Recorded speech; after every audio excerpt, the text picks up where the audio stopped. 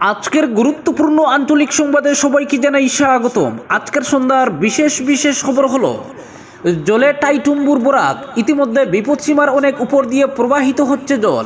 প্রতিনিয়ত বাড়ছে জল, কখনো 2 সেন্টিমিটার, 3 সেন্টিমিটার, কখনো 5 সেন্টিমিটার করে। বরাক নদীর বিপদসীমা হলো 19.83 মিটার। বরাক নদীর জল বিপদসীমার অনেক উপর দিয়ে ইতিমধ্যে 20.54 মিটারের উপর দিয়ে প্রবাহিত হচ্ছে। ধীরে ধীরে বিপদসীমার 1 মিটার উচ্চতায় পৌঁছতে চলেছে বরাক নদী। ইতিমধ্যে শিলচর শহর এলাকার নদী লাগোয়া তারাপুর, নিউ কলোনি, কালীবাড়িচর ইত্যাদি এলাকায় ঢুকছে নদীর জল। আবহাওয়ার পূর্বাভাস এখনো প্রচুর বৃষ্টিপাত হবে, তাই ভয়ানক বন্যার আশঙ্কা প্রকাশ করেছে প্রশাসন। ইতিমধ্যে বরাক নদীর বাঁধ ভেঙেছে শিলচর শালচাপড়া টুকরগ্রাম এলাকায়। প্রবল গতিতে জল লোকালয়ে প্রবেশ করছে, প্লাবিত হচ্ছে বিস্তীর্ণ এলাকা। বরাক নদীর জল বিপদসীমার অনেক উপর দিয়ে প্রবাহিত হওয়ায় জনমনের তীব্র আতঙ্ক বিরাজ করছে। রাতের ঘুম উবে গেছে নদী তীরবর্তী মানুষের। বিপদসীমার উপর দিয়ে প্রবাহিত হচ্ছে সবকটি নদী। বন্যায় ক্ষতিগ্রস্ত বরাক উপত্যকার 3 জেলার হাজার মানুষ। অপরদিকে কাটাখাল নদীর বাঁধ ভেঙে ভয়ানক পরিস্থিতি বাঁশডোহর এলাকায়। নদীর জল তীব্র বেগে প্রবেশ করছে গ্রামাঞ্চলে। জলের তলায় শত বসত বাড়ি, চরমে পৌঁছেছে জনদুর্ভোগ। অপরদিকে করিমগঞ্জে মানসিক প্রতিবন্ধী গৃহহীন মহিলাকে গণধর্ষণ, গ্রেফতার 5। এক মানসিক প্রতিবন্ধী গৃহহীন মহিলাকে মারধর ও গণধর্ষণের অভিযোগে 5 ব্যক্তিকে গ্রেফতার করেছে করিমগঞ্জ পুলিশ। পুলিশ জানিয়েছে ঘটনাটি 30 জুন ঘটেছে কায়স্থগ্রাম বাজারে। 2 জুলাই এর একটি ভিডিও প্রকাশ্যে আসে। এরপরে তারা ওই এলাকা থেকে কিছু সিসিটিভি ফুটেজ সংগ্রহ করেছেন এবং আজ অভিযুক্তদের গ্রেফতার করেন। স্থানীয়দের মতে গৃহহীন মহিলাটি রাস্তায় থাকতেন এবং তারা জানতেন যে তিনি মানসিক প্রতিবন্ধী। ঘটনার পর কায়স্থগ্রাম বাজারে বৈঠক করে স্থানীয়দের বিষয়টি সমাধান করা হয়। তবে বিশ্ব হিন্দু পরিষদ সহ কয়েকটি সংগঠন এর বিরোধিতা করে পুরো ঘটনাটি পুলিশকে জানায়। পুলিশ সূত্র থেকে জানা যায়, 2 দিন আগে কায়স্থগ্রামের রাস্তার কাছে বসবাসকারী এক মানসিক অসুস্থ গৃহহীন মহিলাকে রেল স্টেশনে টেনে নিয়ে গিয়ে 3-4 জন মিলে গণধর্ষণ করেছিল। একজন তদন্তকারী কর্মকর্তা জানান, মঙ্গলবার রাতে তারা এই তথ্য পেয়ে 2 প্রধান আসামিকে আটক করেছে। পুলিশের জিজ্ঞাসাবাদে তারা অপরাধ স্বীকার করেছে। করিমগঞ্জ জেলার পুলিশ সুপার পার্থ প্রতিম দাস বলেছেন, কায়স্থগ্রাম বাজার কমিটি 2 জুলাই স্থানীয় থানায় একটি প্রথম এফআইআর দায়ের করেছে এবং তার ভিত্তিতে একটি মামলা দায়ের করা হয়েছে। তিনি বলেছিলেন, অভিযোগগুলি এফআইআরে কয়েকজন অভিযুক্তের নাম এবং তদন্তের সময় কয়েকটি নাম যুক্ত করা হয়েছিল। এই মামলায় এখন পর্যন্ত মোট 5 জনকে গ্রেফতার করা হয়েছে এবং আরও তদন্ত চলছে। তিনি বলেন, তারা বাজারের কয়েকটি দোকান থেকে সিসিটিভি ফুটেজ পেয়েছেন এবং সেই ভিডিওগুলির মাধ্যমে নিশ্চিত হওয়া গেছে যে মহিলাকে টেনে হিচড়ে নির্যাতন করা হয়েছে। অভিযুক্তরা হলো ফখর উদ্দিন, শামীম খান, রিয়াজ উদ্দিন, আব্দুল মুস্তাক ও প্রাণেশ নাথ। তারা সবাই স্থানীয় বাসিন্দা। পুলিশ জানিয়েছে, প্রাণেশ নাথ বাজারের একটি কমপ্লেক্সের নিরাপত্তা রক্ষী। তিনি জানান, ভুক্তভোগীকে গুরুতর আহত অবস্থায় শিলচর মেডিকেল কলেজ ও হাসপাতালে পাঠানো হয়েছে এবং তার চিকিৎসা চলছে। কিছু স্থানীয় এনজিও আমাদের এতে সহায়তা করছে এবং তিনি হাসপাতাল থেকে ছাড়া পেলে তাকে একটি আশ্রয় কেন্দ্রে পাঠানো হবে। এদিকে ভিএইচপি থেকে সুজয় শাম বলেছেন যে এটি একটি বিরক্তিকর ঘটনা এবং কিছু লোক একটি লুকানোর চেষ্টা করেছিল। তিনি বলেন, স্থানীয়রা এর প্রতিবাদ করার পর পুলিশ অভিযুক্তদের গ্রেফতার করে আমরা তাদের ফাঁসির দাবি জানাই। অপরদিকে 7 সকালে ভয়ঙ্কর দুর্ঘটনা থেকে রক্ষা পেল শিলচর শহর। অল্পের জন্য প্রাণে বাঁচল 6 খুদে স্কুল পড়ুয়া। ওয়ানওয়ে দিকে যাওয়া অটোর সঙ্গে মুখোমুখি সংঘর্ষ হয়ে 4 চাকার একটি বাহনের। দুর্ঘটনাটি সংঘটিত হয় আজ সকাল আনুমানিক 7টা নাগাদ শিলচর হাইলাকান্দি রোডের এপিডিসিএল কার্যালয়ের সামনে। সংঘর্ষে অল্পের জন্য রক্ষা পেল গাড়িতে থাকা 6 খুদে স্কুল পড়ুয়া সহ চালক। স্থানীয়রা জানান, আজ সকাল আনুমানিক 7টা নাগাদ মেডিকেল দিক থেকে AS11Z 9093 নম্বরের একটি 4 চাকার গাড়ি 6 জন স্কুল পড়ুয়া নিয়ে শিলচর শহরের দিকে যাচ্ছিল। তখন হাইলাকান্দি রোডের এপিডিসিএল কার্যালয়ের সামনে আসার পর ডিভাইডার ভেতরে অর্থাৎ ওয়ানওয়ের দিকে AS11EC 6668 নম্বরের অটো আসলে মুখোমুখি সংঘর্ষ হয়। এতে অটোটি পাল্টে দুমড়ে মুচড়ে যায়। তবে অটো চালক আহত হননি। এই দুর্ঘটনায় পড়ুয়া থাকা গাড়িটিও ক্ষতিগ্রস্ত হয়েছে। গাড়িতে থাকা স্কুল পড়ুয়ারা অল্প বিস্তর আহত হয়। ঘটনার বিকট শব্দ পেয়ে স্থানীয়রা দৌড়ে এসে তাদের উদ্ধার করেন এবং খবর দেন পুলিশে। পুলিশ এসে গাড়ি দুটি বাজেয়াপ্ত করে চালক সহ পড়ুয়াদের সঙ্গে নিয়ে যান, চিকিৎসার ব্যবস্থা করেন। প্রত্যক্ষদর্শীরা আরো জানান, অপ্রাপ্তবয়স্ক ই রিক্সা ও অটো চালকের সংখ্যা দিন দিন বৃদ্ধি পাচ্ছে, তাদের দৌরাত্ম্য বেড়ে উঠেছে। ট্রাফিক নিয়ম পরোয়া না করে ওভারটেক বা ওয়ান ওয়ে দিকে চলাচলে প্রতিদিন কোনো না কোনো ঘটনা ঘটছে। আজ একই কারণে এই দুর্ঘটনাটি ঘটে বরাত জুড়ে রক্ষা পেল ৬টি প্রাণ। এ নিয়ে ট্রাফিক বিভাগের দৃষ্টি আকর্ষণ করছেন স্থানীয়রা। অপরদিকে হাতরসের আশ্রমে পৌঁছল বিশাল পুলিশ বাহিনী, মিলল না স্বঘোষিত বুলে বাবাকে। উত্তরপ্রদেশের হাতরসে পদপিষ্ট হয়ে মৃতের সংখ্যা শেষ খবরে জানা যায় ১২১। এই ঘটনায় প্রশাসনের ভূমিকা নিয়ে প্রশ্ন উঠতে শুরু করেছে। অনেকেই পদপিষ্ট হয়ে মৃত্যুর ঘটনায় আয়োজক সৎসঙ্গ কমিটিকে দায়ী করেছেন, অনেকে আবার প্রশাসনের দিকে আঙ্গুল তুলেছেন। ঘটনার পরদিন আজ সকাল থেকেই তৎপরতা শুরু করেছে উত্তরপ্রদেশ পুলিশের দল। সকালেই নারায়ণ সাকার ওরফে ভুলে বাবা নামে এক স্বঘোষিত ধর্মগুরুর আশ্রমে পৌঁছেছে বিশাল পুলিশ বাহিনী, কিন্তু ধর্মগুরুর সন্ধান এখনো মেলেনি বলে জানিয়েছে পুলিশ। হাতরসের জেলা শাসক আশিস কুমার জানান, রতিবানপুরের মুগলাগড়ি গ্রামে একটি ধর্মীয় অনুষ্ঠানের আয়োজন করা হয়েছিল। অনুষ্ঠান শেষ হতেই বিশৃঙ্খলা সৃষ্টি হয়, পদপিষ্ট হয়ে মৃত্যু হয় অনেকের। হুড়োহুড়ির কারণ স্পষ্ট নয়। প্রত্যক্ষদর্শীদের দাবি, নারায়ণ সরকার ওরফে বুলে বাবা নামে এক স্বঘোষিত ধর্মগুরুর জন্য সৎসঙ্গের আয়োজন করেছিল মানব মঙ্গল মিলন সদ্ভাবনা অনুষ্ঠান কমিটি। সৎসঙ্গকে কেন্দ্র করে স্থানীয়দের মধ্যে প্রবল উৎসাহ তৈরি হয়েছিল। কয়েক হাজার ভক্ত একটি ছোট ঘেরা জায়গায় জড়ো হয়েছিলেন, সেখানে ছিল না ফ্যানের ব্যবস্থা। অনুষ্ঠানের শেষ দিকে ভিড়ের চাপে দমবন্ধকর পরিস্থিতি তৈরি হয়েছিল।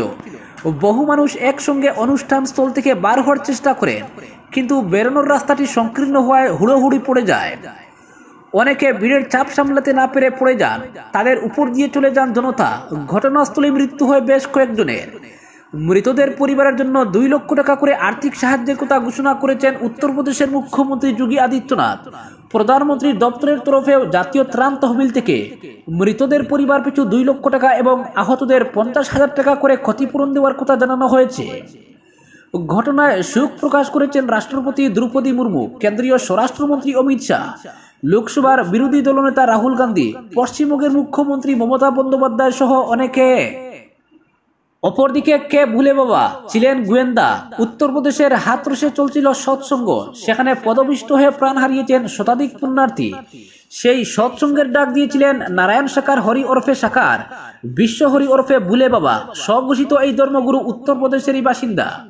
তার দাবি, অতীতে গোয়েন্দা বিভাগে কাজ করেছেন তিনি। ধর্মীয় বাণী প্রচারের জন্য ২৬ বছর আগে ছেড়ে দিয়েছিলেন সেই চাকরি। ভারতে অসংখ্য ভক্ত ছড়িয়ে রয়েছে স্বঘোষিত এই ধর্মগুরুর। অপরদিকে অবিলম্বে বর্ধিত পুরকর প্রত্যাহার করার জোরালো দাবি উত্থাপন করে বিক্ষোভ প্রদর্শন করল এসইউসিআই দলের শিলচর আঞ্চলিক কমিটি।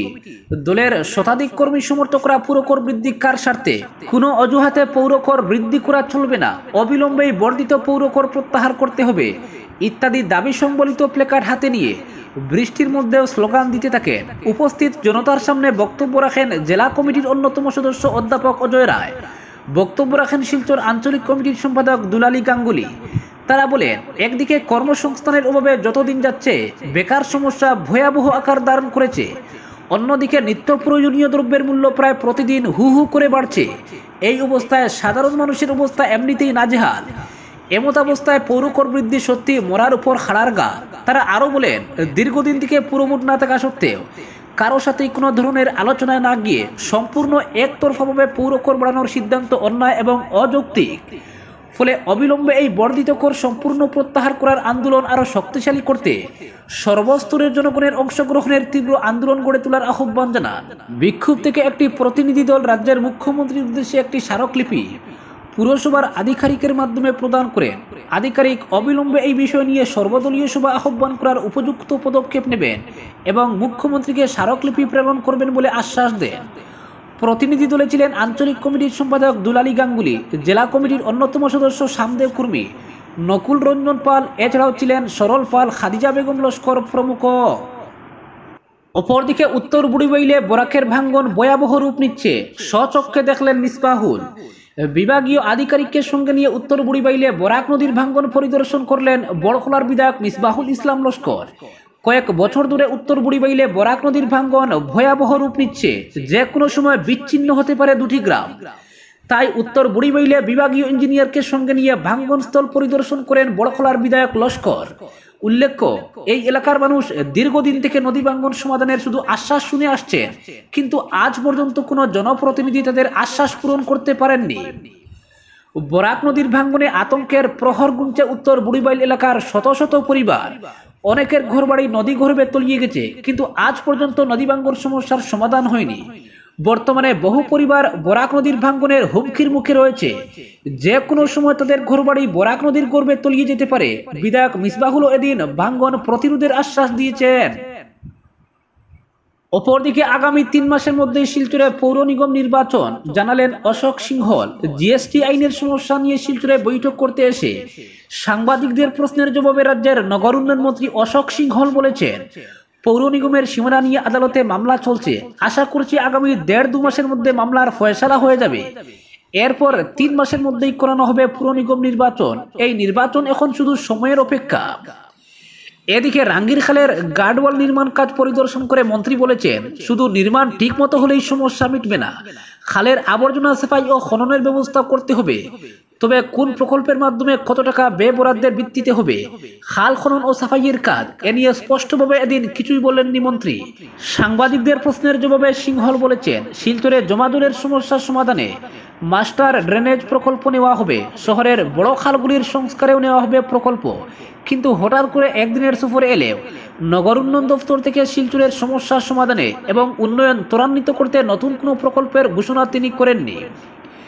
শিলচরে আসার পর জিএসটি আইন সংক্রান্ত পরামর্শ গ্রহণের সভায় যোগ দেওয়ার আগে মন্ত্রী অশোক সিংহল বিধায়ক দীপায়ন চক্রবর্তীকে সঙ্গে নিয়ে চলে যান কনকপুর বাজারে। 42 কোটি টাকায় যেখান থেকে রাঙ্গিরখালের গার্ডওয়াল নির্মাণ কাজ শুরু হয়েছে, পরিদর্শনে গিয়ে মন্ত্রী কাজের অগ্রগতি খতিয়ে দেখেন। জানতে পারেন 2022-এ শিলান্যাসের পর খালের কাজ এখন পর্যন্ত মাত্র 20% হয়েছে। বরাত পাওয়া 2 ঠিকাদারের মধ্যে অনুপ নন্দী 570 মিটার কাজ এগিয়েছেন, ব্রজেশ তুষনিয়াল করেছেন শুধু 150 মিটার। কনকপুর বাজার এলাকার পর রাঙ্গিরখাড়ি পয়েন্টে এসেও নির্মাণ কাজ পরিদর্শন করেন মন্ত্রী অশোক সিংহল। পরে সাংবাদিকদের বলেন, শিলচরবাসীর চিন্তার কোনো কারণ নেই, সরকারের ভাবনায় শিলচরের উন্নয়নে বহু প্রকল্প রয়েছে। রাঙ্গিরখালের গার্ডওয়াল নির্মাণে মুখ্যমন্ত্রী যেভাবে 42 কোটি টাকা দিয়েছেন, ঠিক একইভাবে আগামী দিনেও আরও নতুন নতুন প্রকল্প আসবে। উন্নয়নের প্রশ্নে হিমন্ত বিশ্ব শর্মার সরকার কিছুই আটকে রাখবে না। তিনি বলেন, শিলচরের খালগুলির নিচের মাটি কেটে আবর্জনা সরিয়ে জল দেওয়ার গতি বাড়াতে হবে। খাল খনন ও সাফাইয়ের জন্য 1.5 কোটি টাকার একটি প্রকল্প প্রস্তাব দিশপুরে জমা দিয়েছেন দীপায়ন চক্রবর্তী। প্রস্তাবটি কি অনুমোদন পাবে সরকারের কাছে? জবাবে মন্ত্রী বলেন, বিষয়গুলি নিয়ে শিলচর পুরসভা, নগর উন্নয়ন বিভাগ, জেলা দুর্যোগ মোকাবিলা বিভাগ সহ সংশ্লিষ্ট বাকি সব বিভাগকে নিয়ে সার্কিট হাউসে তিনি বৈঠক করতে চলেছেন রাতে। বৈঠকের পরই কিছু সিদ্ধান্ত নেওয়া হবে। তবে উল্লেখযোগ্য বিষয় হলো, রাঙ্গিরখালের কাজ কেন সম্ভব গতিতে হচ্ছে, ঠিকাদাররা কবে নির্মাণ কাজ শেষ করবে, এই বিষয়গুলিতে খুব একটা গালাগাননি অশোক সিংহল। কাজের স্লট গতি নিয়ে কৈফিয়ত চাননি উপস্থিত 2 ঠিকাদার সংস্থার প্রতিনিধিদের কাছে। আজকের বিশেষ সংবাদ এখানেই সমাপ্ত।